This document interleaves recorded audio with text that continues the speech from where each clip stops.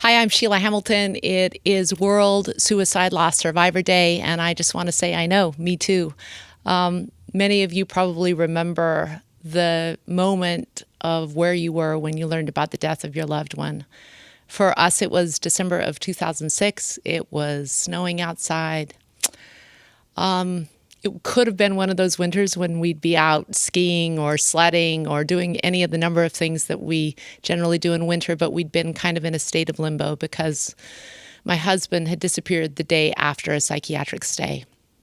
We'd somehow survived this kind of not knowing in a state of limbo. And on this night, I had told my daughter that I'd prepare her a meal, a favorite meal of crab cakes and risotto. And we were sitting around the fire with friends when the phone rang.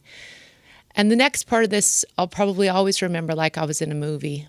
I remember watching myself walk to the phone, pick it up, and hear the voice of an officer in his soft-spoken words tell me that they'd found my husband in the Columbia River Gorge.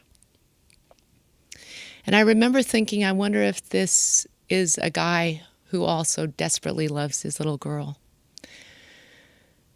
I walked back into the living room where my daughter was, and I held her close to me, and I told her that it would be better one way or another if we knew what had happened to her daddy. And then I told her. And you know, I'd never heard the sound of a child's heart breaking. It's a sound that's so unforgiving, I would never stop hearing it. It would ring through my memory at the same rate and at the same piercing wail for the rest of my life. I'm a reporter and I'm trained to ask who, what, where, when, why. But when someone dies by suicide, the question that we're haunted by is why?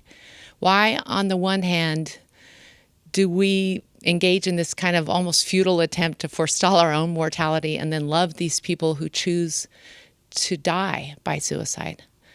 What is causing our suicide rate to increase when we've been able to see decreases in every other major mortality, in cancer, in heart disease? Every other disease is dropping in its fatalities. But this is the 11th year in a row we've seen our suicide rate increase. Suicide is now at a 30-year high in America. And we're seeing double-digit increases every single year in young people and middle-aged Americans. 22 veterans a day are dying by suicide. We've got to do better. We must do better. I'm asking you to join me in giving people hope, in being the one voice that people can come to when they're suffering, in making people understand that there's always someone listening. The number of the National Suicide Hotline is below. You can go to my website at sheilahamilton.com. But be the one person who makes this promise. I will be with you in your darkest hour.